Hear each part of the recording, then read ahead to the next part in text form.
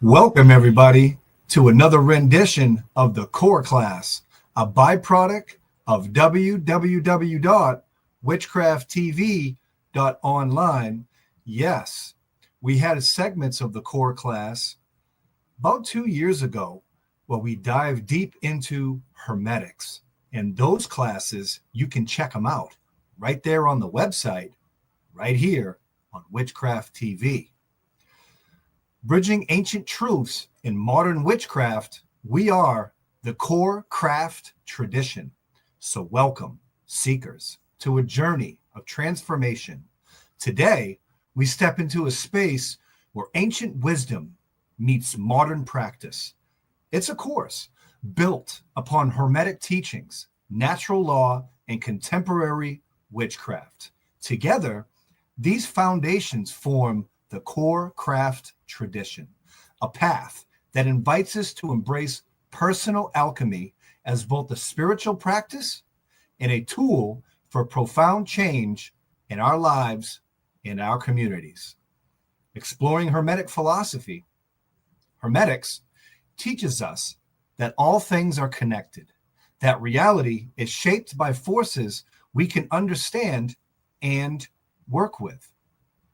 By mastering this inner transmutation, we learn to refine ourselves and influence the world around us. This practice isn't just theoretical, it's a timeless guide for navigating the challenges of modern life. Aligning with natural law provides the underlying structure. Both the cosmos and our moral existence speaks to the balance and order that governs life itself, empowering us to act in integrity and in tune ourselves to universal truths. The magic of contemporary witchcraft, it's a living, evolving tradition, one that honors the past while embracing innovation. It calls us to reclaim ancient symbols and rituals, infusing them with personal insight and creativity. This practice is about empowerment, mystery, and the courage to redefine magic in today's world. We're going to bring it all together. In this class, we unite these three powerful forces into a cohesive, transformative practice, whether your path is guided by inner alchemy, universal laws, or personal expression through witchcraft. Here you will find the tools to deepen your understanding and reshape your world. And trust me when I say you can reshape your world, because I've done it. I'm a burden of proof. Let us step forth with open minds and open hearts, ready to bridge past wisdom with present challenges in a craft, a future aligned with our highest ideals. Welcome to the journey.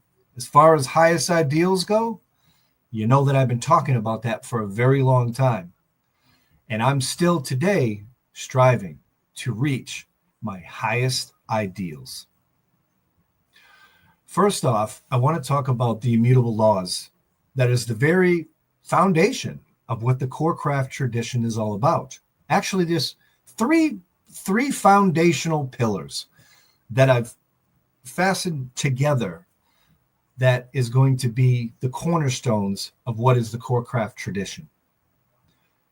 And the first is immutable laws, the Hermetic principles, the laws of universal truths of magic. And I really like these laws because they're immutable. And to me, immutable means something that simply is and can never be argued with, that they aren't so.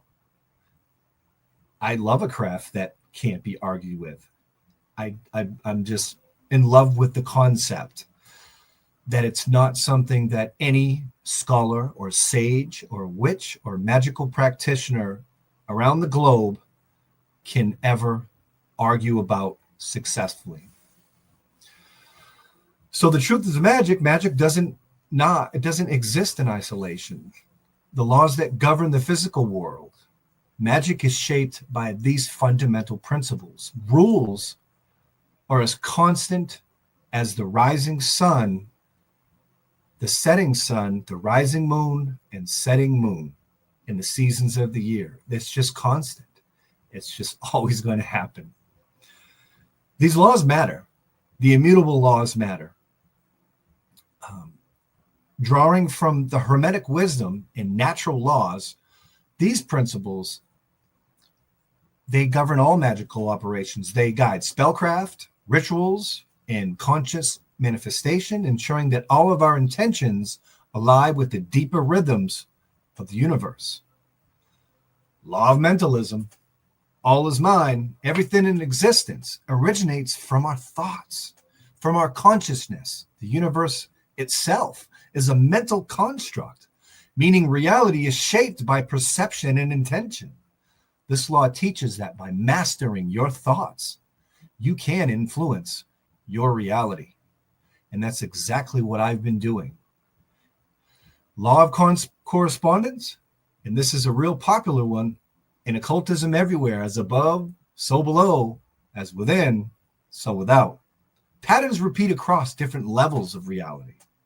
The microcosm reflects the macrocosm, meaning the structures of the universe mirror those within ourselves. Understanding this allows practitioners to align their inner world with external manifestations. All about within, all about the self. And I've been learning, and we can learn together, that when we change ourselves within, the world around us starts to change. Law of vibration. Everything moves, everything vibrates. All matter and energy exist in a state of constant motion.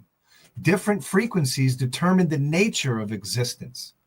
By attuning yourself to higher vibrations, meditation, ritual, or music, like I like to do, you can shift your reality. Law of polarity. Everything has an opposite. Everything.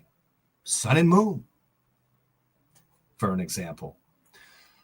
Light and dark, expansion and contraction. These forces are not separate, but different degrees of the same essence.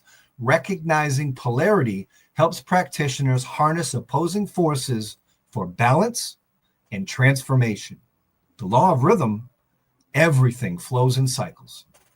Nature moves in patterns: seasons, tides, life cycles, moon phases, creating balance and momentum. Understanding this law helps practitioners work with natural rhythms rather than against them, ensuring harmony in magical and also in personal endeavors. Law of cause and effect. Every action has a reaction. Magic operates through intention and consequence. What is sent out does returns in kind. This law reinforces the importance of mindful action, as every spell, thought, and deed influences the greater web of reality. One thing that comes to mind is when Raymond Buckland went to a show to be interviewed. He talked about this a little bit, and that's kind of where the law of three of return came from. That karmic times three. Whatever you put out in the world comes back times three. And I'm not so sure that it actually is a times three. I think Uncle Buck was probably on the spot during that interview show, but it definitely embraces the concept of law of in cause and effect. Law of gender. And this is kind of a touchy one, particularly with current societal norms. But let's face it, as far as the Kabbalion goes, in Hermetic law, masculine and feminine exists in all things. There's female chromosomes in me, and I acknowledge that. Similar like the yin and yang symbol. Creation requires the interplay of active and receptive forces. This law is not about biological sex, but about the balance between assertive and nurturing energies. Mastering this principle allows for a greater creative and magical potency. Each of these laws form the foundation of magical practice, shaping how energy moves and manifests.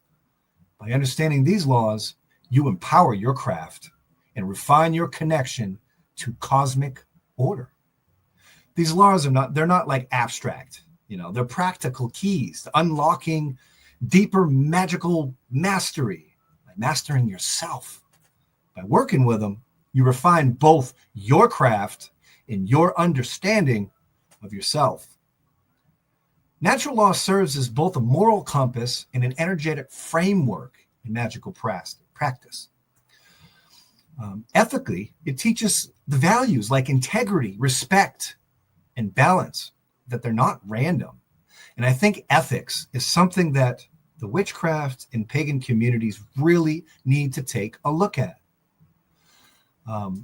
Recently, there's been all kinds of mudslinging. Everybody's always throwing mud. Okay, where did our ethics go? Integrity, respect, and balance. They're not random. They emerge naturally from the order of the universe. Energetically, it reminds us that everything is vibrating at a unique frequency by allowing these frequencies to happen through ritual, meditation, intentional actions. You work in harmony with the universe rather than struggling against it, working with the natural ebbs and flows. I think that's witchcraft at its core. In magic, every spell and ritual is a conversation with these universal forces. You're not simply moving energy. You're engaging with a living system that reflects both the moral and vibrational rhythms of the cosmos, the microcosm and the macrocosm. Recognize this, transform your craft into a practice of alignment, responsibility, and respect for Mother Nature's inherent order. By understanding the natural law, you can see that your magical work is a part of the greater web of cause and effect. Every thought, every action, and intention shapes your reality. You create what you're going through right now. This invites a heightened awareness where magic is not about the change, but about conscious co-creation with the universe. The core metaphysical law of nature. These foundational principles reflect the deep energetic patterns that govern all existence. Law of divine oneness. Everything is connected. Every thought and action creates ripples across the entire web of life. Law of vibration. All things vibrate at specific frequencies. Aligning these with frequencies that helps create change reality. The law of correspondence. Thank you so much, Kimberly. Nice to have you here. I'm just going through some of my notes. Law of rhythm. Everything moves in cycles, seasons, tides, itself. Rhythm maintains balance in the cosmos. Law of cause and effects, which we went over before. Every action has a reaction, intention, and deep shape reality. The law of balance. The universe maintains equilibrium between opposites, light and dark, creation and destruction. And speaking of the balance within creation, it reminds me a lot of, the whole thing where we have our political shifting, where a lot of the community is kind of attacking, even magically, and with the political landscapes. By attacking them, it kind of gives them more power than it is by trying to shape what led it to happen altogether. It's a very deep situation when you apply hermetics into things like, politics. So many different leaders and elders are talking about political situations. And I really wish that the entire core of the craft would swing back to being servants of nature. The law of transmutation is a big one, something that I'm going through personally. Energy never disappears, it changes form. Understanding this allows to transform challenges into growth. The whole concept of the revival in Wicca of contemporary witchcraft, it's all about transmutation, transforming into something different all the time. It's always going to be evolving. Transmutation is the process of changing something from one form into another. It can be understood in different contexts. Transmutation, it has an alchemy context. It's that legendary practice of turning base metals like lead into gold. How many stories in folklore have we heard of that? The medieval alchemists, they sought physical transformation formation. Physics and chemistry, not my cup of tea per se, but the conversion of one element into another, probably with some kind of like radioactive and all these things.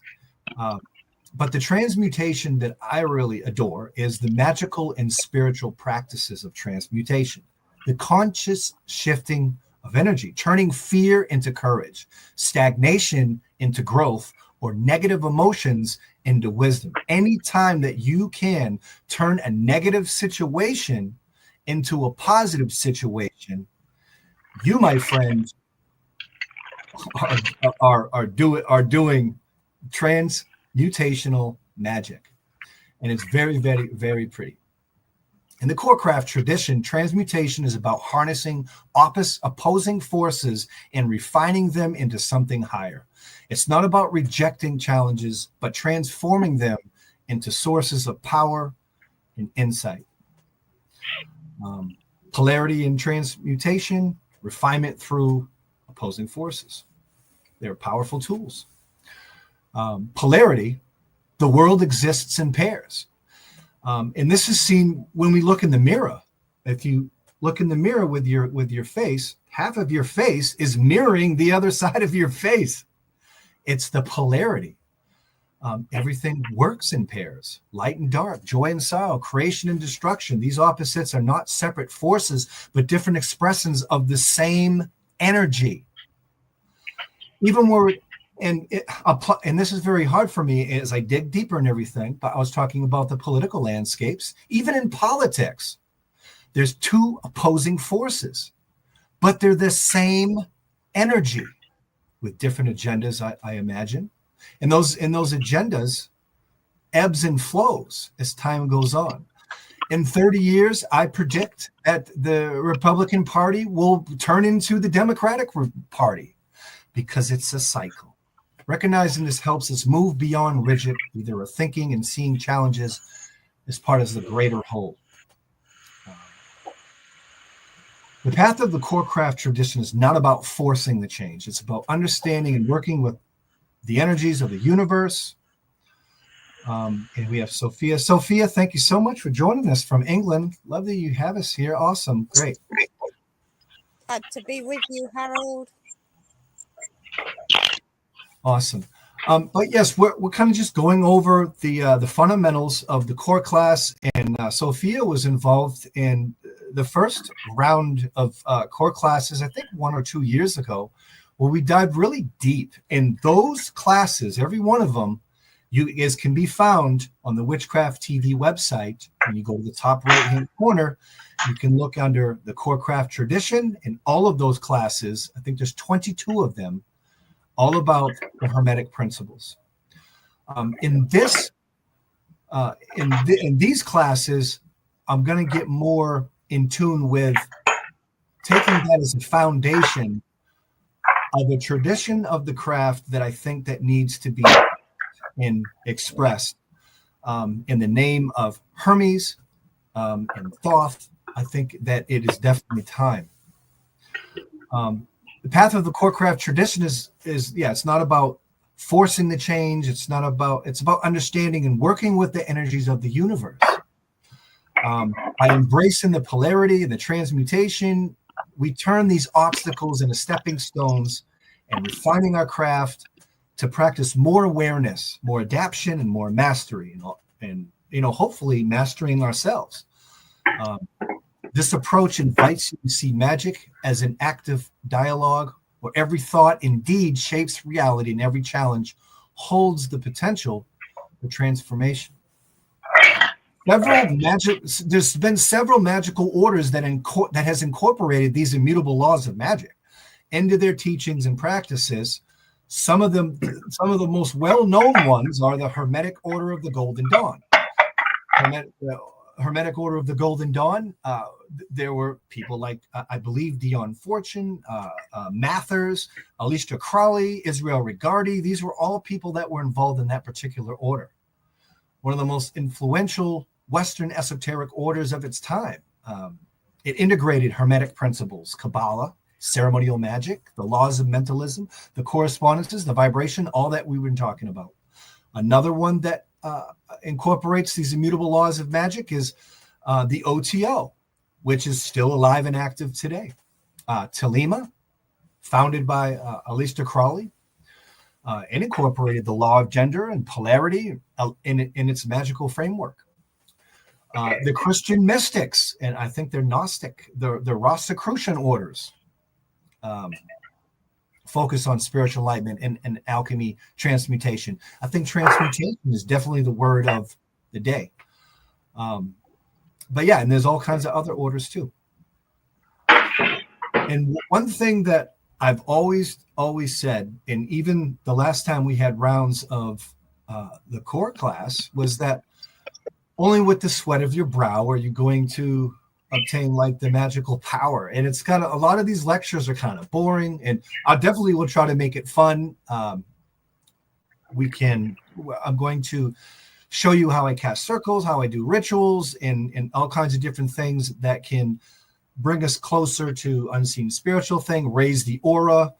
And with enough dedication of the sweat of your brow, anybody that comes to these classes, and I know quite a bit of people are going to come to the classes and watch them later. I'm pretty sure of that.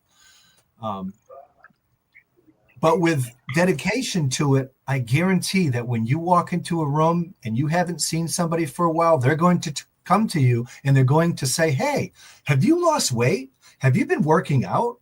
Man, you look great." And the reason why they're going to say that is because your aura is going to be shining so bright, then it's going to be the only way that they can describe to you that you must have, changed your appearance, because you look great. And I wrote something similar to and it's actually taken from, I mentioned the Hermetic Order of the Golden Dawn. And in the beginning, the Golden Dawn was basically founded by, I believe, Rosicrucians in the beginning. And one of the things that they say is only with the sweat of your brow will you obtain magical power. And it really means that. It means that you can't just be like a TikTok witch. You have to really apply to yourself, and lots of studying. And you got to be so hungry that your thirst for it is like the breath of air that you take. Like, hold your head underwater and gasp for air. That's how much you need to be hungry. I know that I'm hungry, and I've been really trying to walk the path as best as I can. So yeah, with hands worn by labor and minds sharpened by wisdom, we stand before the sacred fire, bearing the fruits of our toil. Magic is not given, it is earned through relentless pursuit. Each spell, each rite is a testament to our dedication. No shortcut shall tempt us, no ease shall distract us, for only through discipline do the mysteries unfold. As we close the sacred work, may our efforts bear true power. May our deeds honor the path we walk. From the forge of will we craft continues, and in the heart of our striving magic rises anew. If you guys just showed up, thank you so much, Kimberly, for dropping by. Sophia, you've been a longtime supporter of my work, of Witchcraft TV, of everything. You're here today. I'm so glad that you're here. I really thought it was time. As I walk the path, as I walk around my country, the United States of America, as a seeker, in dealing with so many organizations and families of the crafts and groups, and seeing what's really going on behind the scenes, I know that this is the right thing to do. I just do. It just feels right. There's a sense of integrity that's being lost, and there's a sense of, I just feel like, why aren't our modern leaders and shakers and movers, why do they not take their craft and apply it with these principles from the Kabbalion and the Hermetic principles, particularly with all of the political things that are going on? And I get it. People are scared out there. People are really scared and concerned. I get it. But some of the actions that's going on, all it's really doing is strengthening the opposition, because they wouldn't exist if it wasn't for them. It's giving them power. And I think that transmutation is the way to really make a change. And how to do that exactly, I haven't yet figured out. But as we dive into this whole thing, together, and I've always disliked the terminology as I'm a teacher. I feel like more of a guide, because I too am a seeker too. But I'm thank you so much for y'all stopping by and checking out the presentation. Just so many different traditions and paths that I've been with, and a lot of them won't entertain you as a student because their motive is of money and things. And I'm pretty positive that with our British traditional witches out there, that's one of their tenets, is to, when you charge money, your motive becomes different, and your motive becomes money and not anything else. And it seems like the only exception is, tarot card reading, it seems, but just interesting topics. Another thing that I want to point out is when it comes to initiations in the craft, I listened to a documentary with the very man who brought Wicca to America. His name was Raymond Buckland. And I listened to a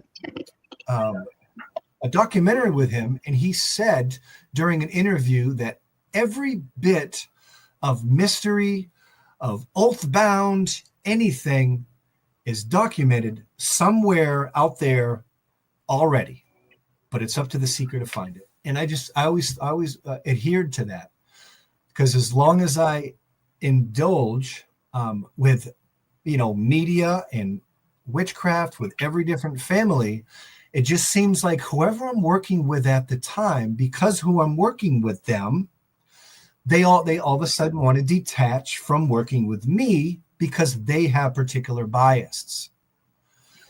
And it's very unfortunate that community does this. And I get it. It's almost like, well, we are a tribal community, so it's just bound to happen. But it's very upsetting. And I don't know if I ever can make a difference, or even if I should, or even if I can. But it'd be interesting to put the Hermetic type of test to maybe getting along, so to speak. Does anyone have any questions or comments or anything? I want to open up the floor so it's not just me talking. Harold, we are all humans. This is what unites us.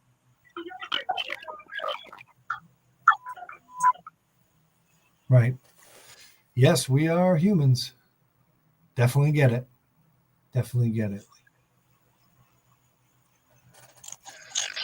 And yes, you are correct about Ray Buckland saying that everything is out there already published.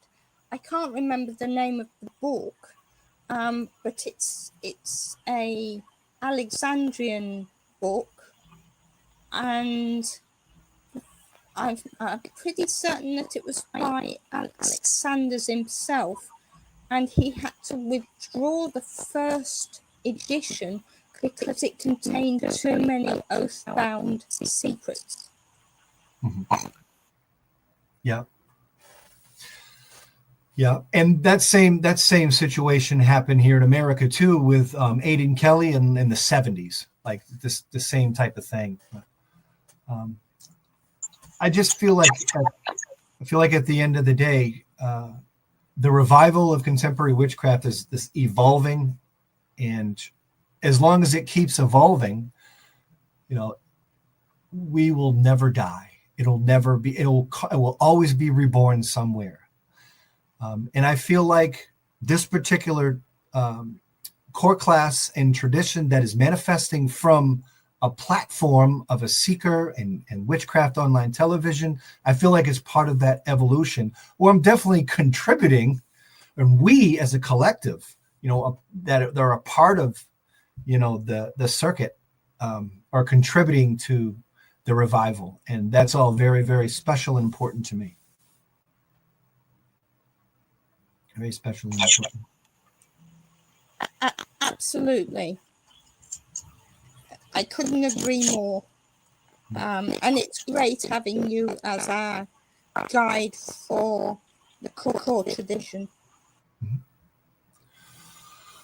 All right, well, that's about all I have. I'm going to be consistent with repetitional power every Sunday at this time. I'm not sure what time it is in England, Sophia, or anybody else's time is in.